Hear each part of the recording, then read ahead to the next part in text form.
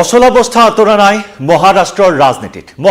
ৰাজনীতিৰ এটাৰ পিছত আনটো সাসপেন্স সন্মুখলৈ আহি আছে আৰু এই সাসপেন্সক কেন্দ্ৰ কৰি প্ৰশ্ন সকলোৰে মাজত উদয় হৈ আছে যে কোন হ'ব মহাৰাষ্ট্ৰৰ মুখ্যমন্ত্ৰী। এখনৰ পিছত আনখন ৰুদ্ধতাৰ বৈঠকত মিলিত হৈছে, এখনৰ পিছত আনখন শীৰ্ষ পৰ্যায়ৰ বৈঠক অনুষ্ঠিত হৈছে আৰু এই বৈঠকত এবাৰ যদি সমাধান সূত্ৰ ওলাইছে, আনবাৰ আকৌ হলঠেকত পৰিছে চৰকাৰ গঠনক লৈ, মুখ্যমন্ত্ৰী বাছনিক লৈ মহাজুতি তথা বিজেপি। আকৌ নতুন পাক পাতিছে চতুৰ একনাথ সিন্ধে। নতুন পাক পাতি গাঁৱলৈ গলগৈ একনাথ সিন্ধে আৰু যাৰ বাবে আন এক জটিল বিপাঙত সোমাই পৰিছে বিজেপি। নমস্কাৰ প্ৰিয় দৰ্শক, মই জয়ন্ত মাধৱ গোস্বামীয়ে আপোনাক স্বাগতম জনাইছো নিউজ 18 অসম নৰ্থ ইষ্টৰ ডিজিটেল লাইভলৈ। হয়, মহাৰাষ্ট্ৰৰ ৰাজনীতিৰ নতুন সাসপেন্স আহি পৰিছে একনাথ সিন্ধেৰ স্থিতিক কেন্দ্ৰ কৰি। একনাথ সিন্ধে বৃহস্পতিবাৰে নিশা কেন্দ্ৰীয় গৃহমন্ত্ৰী অমিত শ্বাহৰ বাসগৃহত দীৰ্ঘদিয়া বৈঠকত মিলিত হৈছিল আৰু সেই বৈঠকত মিলিত হৈ একনাথ সিন্ধেই নিজৰ স্থিতি স্পষ্ট কৰি কৈছিল যে তেওঁ মুখ্যমন্ত্ৰীৰ বাদে চৰকাৰত আন কোনো পদত নাথাকে। যদি তেওঁ থাকে তেতিয়াহ'লে মহাজুতি চৰকাৰৰ আহ্বায়ক হিচাপে থাকিব, লগতে তেওঁৰ মুখ্যমন্ত্ৰী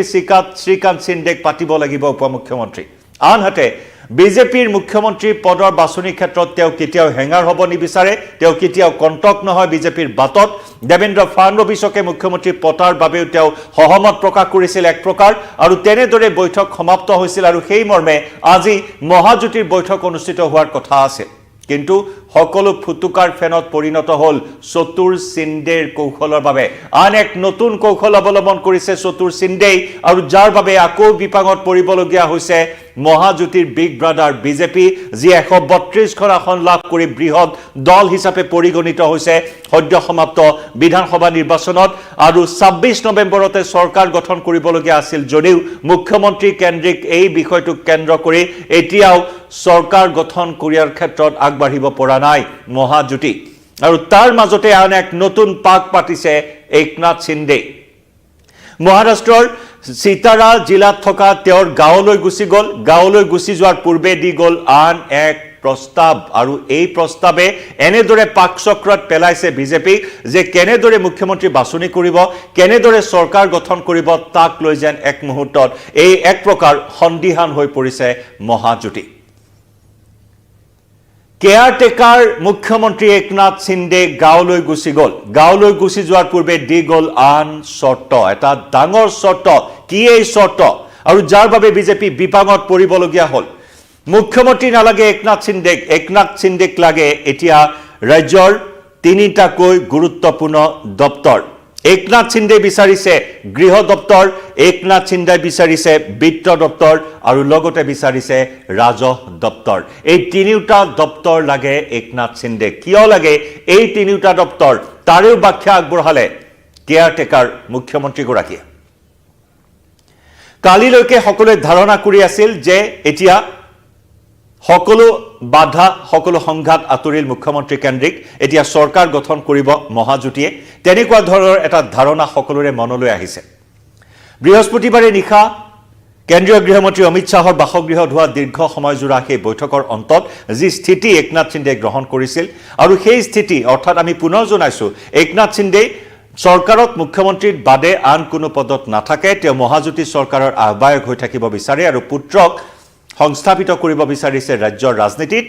উপমুখ্যমন্ত্ৰী হিচাপে। সাংসদ পুত্ৰক ৰাজ্যলৈ আনি উপমুখ্যমন্ত্ৰীৰ পদ দিব বিচাৰিছিল একনাথ সিন্ধে। এনেকুৱা ধৰণৰ চৰ্চা চলি থকাৰ মাজতে সকলোৱে এটা ধাৰণা কৰি লৈছিল যে এতিয়া সকলো বাধা আঁতৰিল, এতিয়া চৰকাৰ গঠন কৰিব মহাজুতিয়ে 2 দিনতে। তেনেকুৱা ধাৰণা কৰা হৈছিল যদিও কিন্তু সেই ধাৰণাক আকৌ এটা নতুন ৰূপ দি, আকৌ এক হলঠেকত পেলাই, আকৌ এক পাক চক্ৰত পেলাই একনাথ সিন্ধে এটা নতুন প্ৰস্তাৱ আগবঢ়ালে আৰু সেই মৰ্মে একনাথ সিন্ধেক লাগিব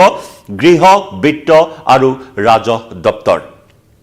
এই তিনিটা দপ্তৰ নাপালে শিৱসেনাই চৰকাৰক বাহিৰৰ পৰাহে সমৰ্থন দিব বুলি আন এক পাক পাতিছে একনাথ সিন্ধে। আৰু এই তিনিটা দপ্তৰ নাপালে বাহিৰৰ পৰা সমৰ্থন দিব আৰু এনেদৰে বিজেপিৰ কৰ্টলৈ যেন বল ঠেলি এতিয়া মুখ্যমন্ত্ৰীৰ সিদ্ধান্ত বিজেপিৰ হাই কমাণ্ডলৈ এৰিলে চতুৰ একনাথ সিন্ধে। এতিয়া মুখ্যমন্ত্ৰীৰ সিদ্ধান্ত বিজেপি হাই কমাণ্ডলৈ এৰিলে বিজেপিৰ কোৰ্টলৈ বল ঠেলি এই চতুৰ কৌশল অৱলম্বন কৰিছে একনাথ সিন্ধে আৰু চিতাৰা জিলাত থকা তেওঁৰ বাসগৃহ গাঁৱলৈ গুচি গ'ল একনাথ সিন্ধে আৰু যাক লৈ মহাৰাষ্ট্ৰৰ মুখ্যমন্ত্ৰী কোন হ'ব আন এক নতুন সাসপেন্সৰ সৃষ্টি কৰিলে আন এক নতুন জল্পনা কল্পনাৰ সৃষ্টি কৰিলে একনাথ সিন্ধে আমি পুনৰ জনাইছো ইয়াৰ কাৰণ তেওঁ ব্যাখ্যা আগবঢ়াইছে যে কি কাৰণত তেওঁক ৰাজ্যৰ বিত্ত আৰু ৰাজহ দপ্তৰ লাগিব সিন্ধে কোৱা অনুসৰি সিন্ধেৰ নেতৃত্বতে যেহেতু মহাজুতিয়ে এইবাৰ জনতাৰ ৰায় নিজৰ পক্ষলৈ আনিবলৈ সক্ষম হৈছে সিন্ধেৰ মুখ্যমন্ত্ৰীত্বৰ বাবেহে মহাজুতিক ভোট দিছে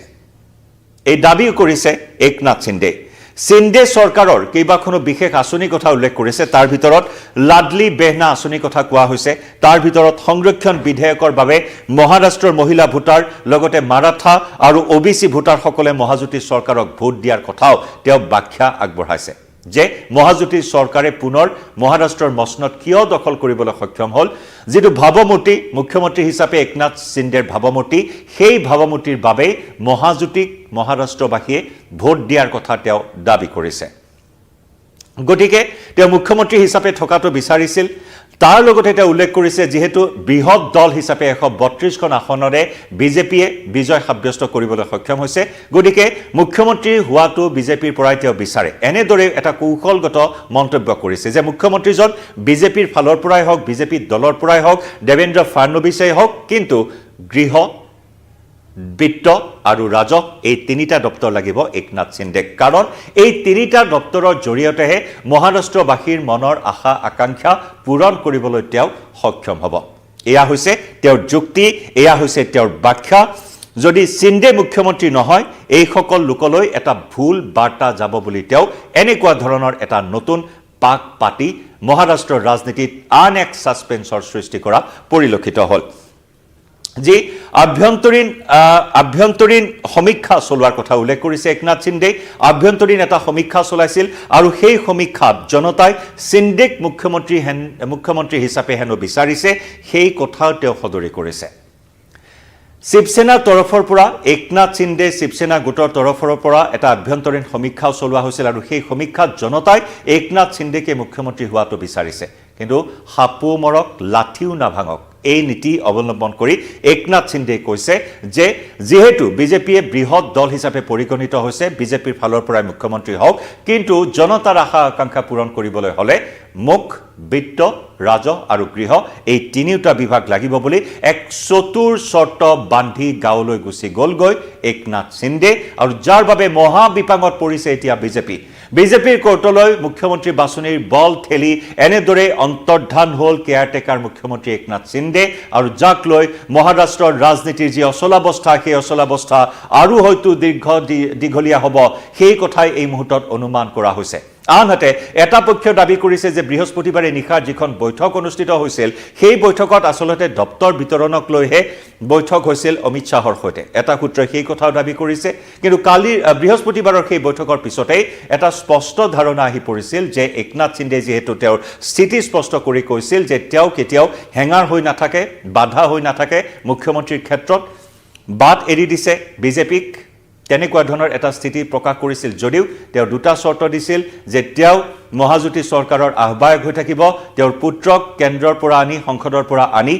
ৰাজ্যত সংস্থাপিত কৰিব উপমুখ্যমন্ত্ৰী হিচাপে আৰু তেনেকুৱা এটা ধাৰণাই মানুহৰ মনলৈ আহিছিল যে চৰকাৰ গঠনৰ পথ প্ৰশস্ত হ'ল মহাজুতিৰ কিন্তু হঠাৎ যেন পুনৰ পাল্টি মাৰিলে একনাথ সিন্ধে চতুৰ একনাথ সিন্ধেৰ এই কৌশল এই স্থিতিক লৈ এতিয়া বিজেপিয়ে কি ধৰণৰ বিবেচনা কৰে কি ধৰণৰ সিদ্ধান্ত গ্ৰহণ কৰে মহাজুতিয়ে হিয়া এই মুহূৰ্তৰ আটাইতকৈ ডাঙৰ প্ৰশ্ন সমগ্ৰ দেশবাসীৰ দৃষ্টি নিবদ্ধ এতিয়া